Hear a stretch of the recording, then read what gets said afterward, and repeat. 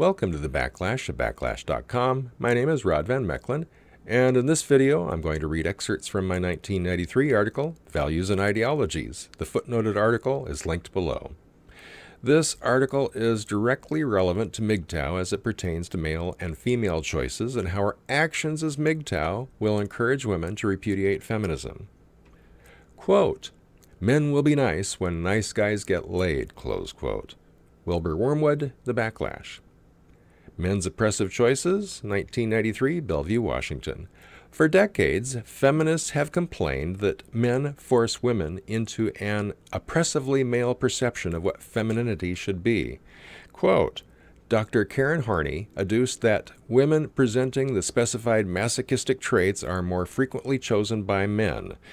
This implies that women's erotic possibilities depend on their conformity to the image of that which constitutes their true nature, close quote. Susan Brownmiller, Against Our Will.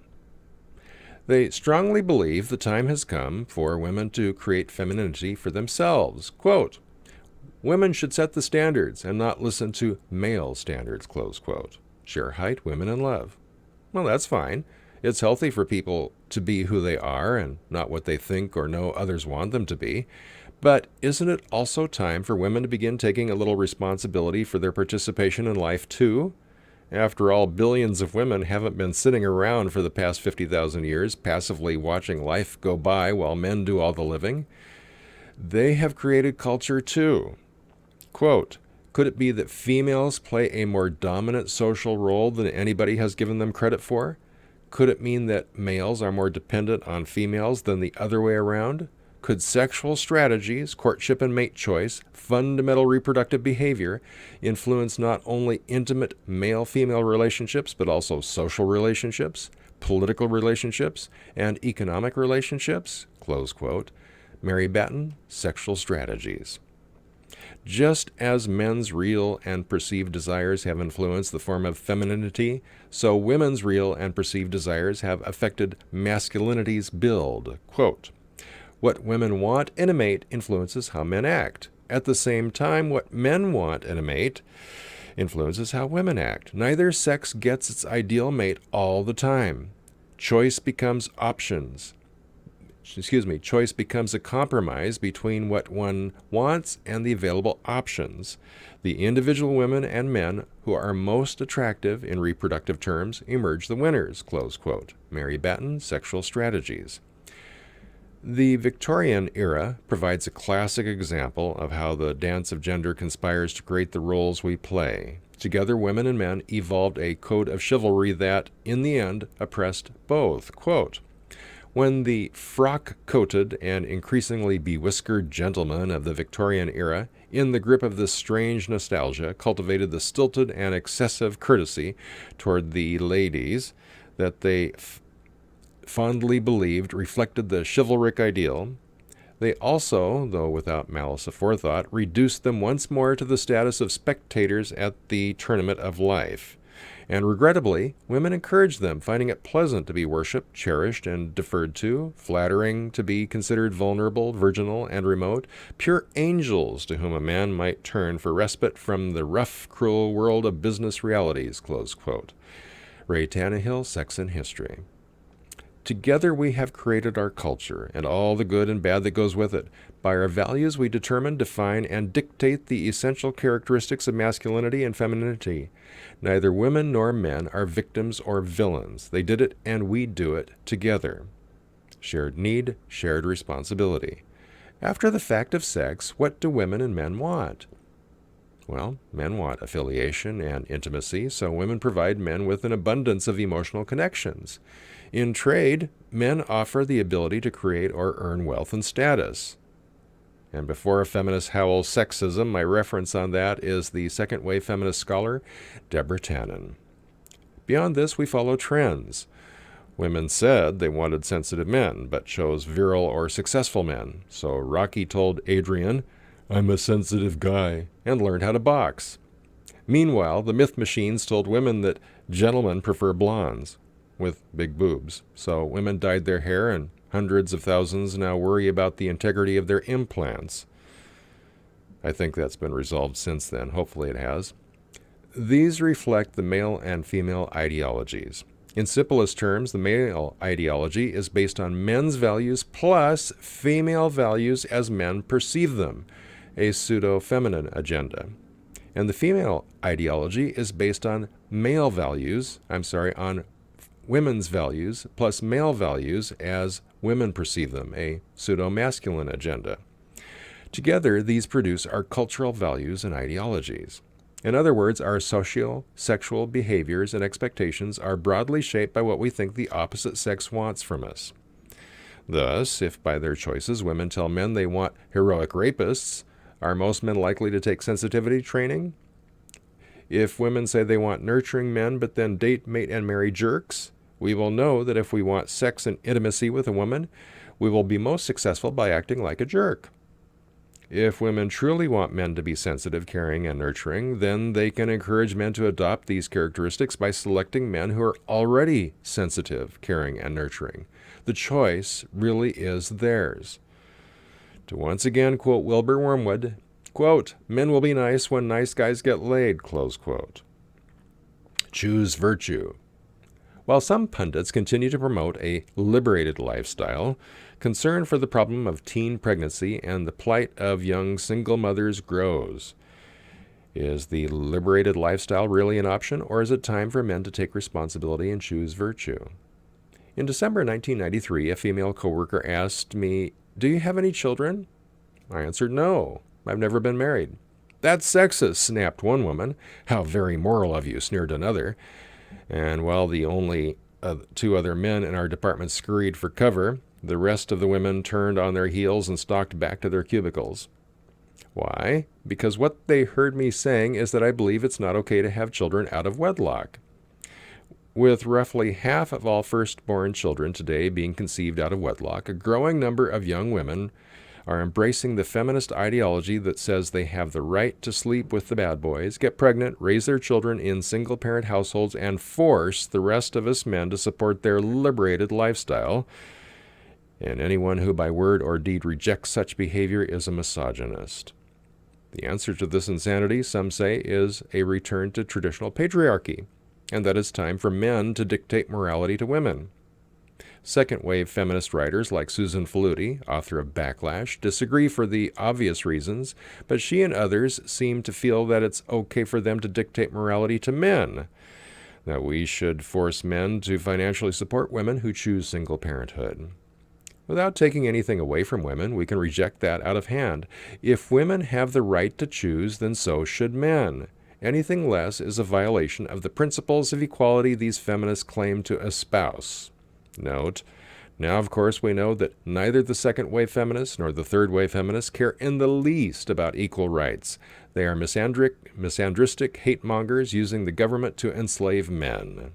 Continuing, what about the larger social issues? Do women and men have a moral obligation to watch out for one another? To do what is right not only for the individual, but for the children and the community as well? To the point, shouldn't we demand that everybody accept the two-parent nuclear family because history proves that that's what's best for all? Maybe, maybe not. History doesn't prove the two-parent family is essential to create and sustain a stable community so much as it demonstrates what kind of communities arise from different family structures.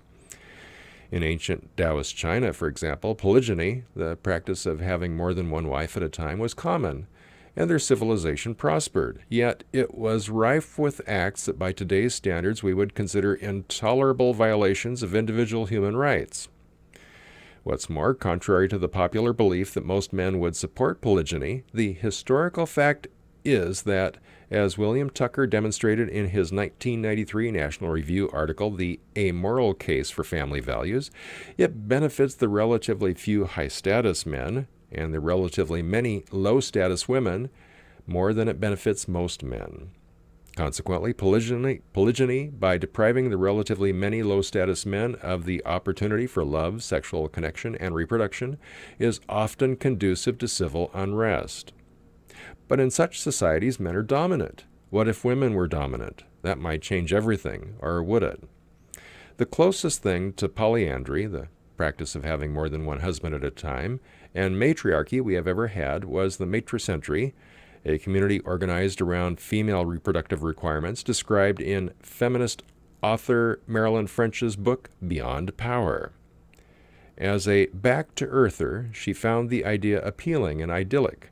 As Daniel Amnius explained in The Garbage Generation, however, matricentry represents the family values of the Stone Age. Assuming most of us don't want to return to a Stone Age lifestyle, matricentry is probably not an option.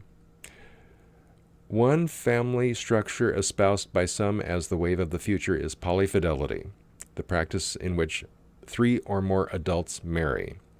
While this might resolve many logistical problems of modern life, such as who will take care of the kids while mom and dad are off pursuing their respective careers, only a few have practiced it successfully because it has the same disadvantage as polygamy, namely that most people feel very uncomfortable with the idea of sharing their mate. Which brings us back to the liberated woman lifestyle. What's wrong with making men support single mothers through welfare, alimony, and unreasonably high child support payments? While it might be a dream come true for some women, it will only work as long as men are willing to support it. And without the affection and connection a family provides, an increasing number of men are making it very clear they would rather be deadbeat dads than anonymous support objects. And of course, as we call ourselves today, MGTOW. So it just won't work, which leaves the two-parent household. Historically, the model embodied by the monogamous couple and the nuclear family has improved our overall standard of living.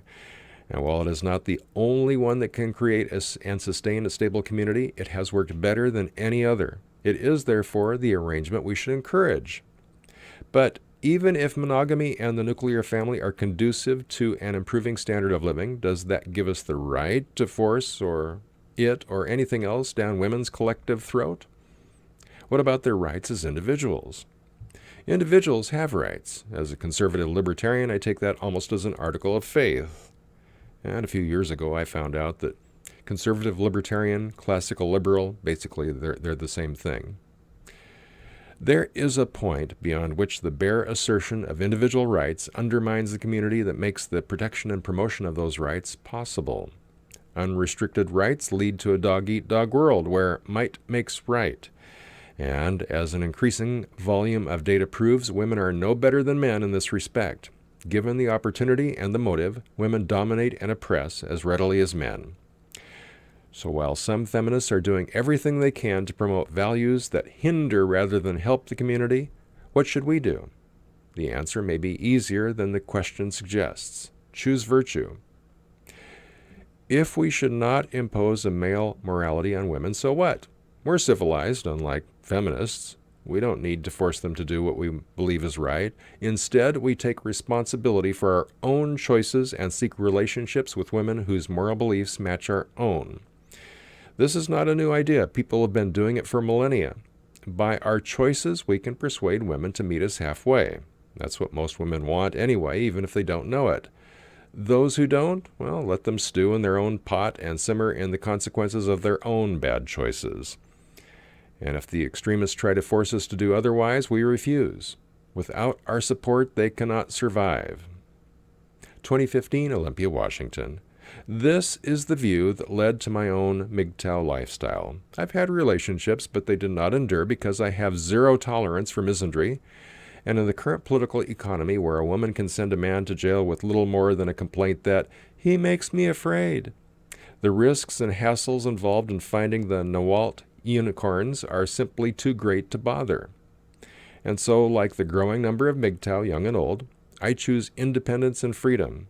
Part of that includes my goal to become financially independent, if not wealthy, and to establish residency in at least one other country.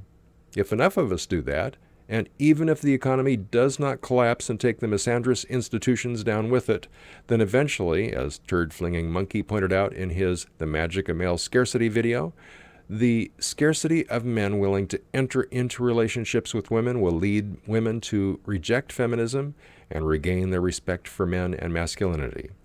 That's all for now. Check out the other videos, subscribe to the channel. For the Backlash at Backlash.com, my name is Rod Van Mechelen.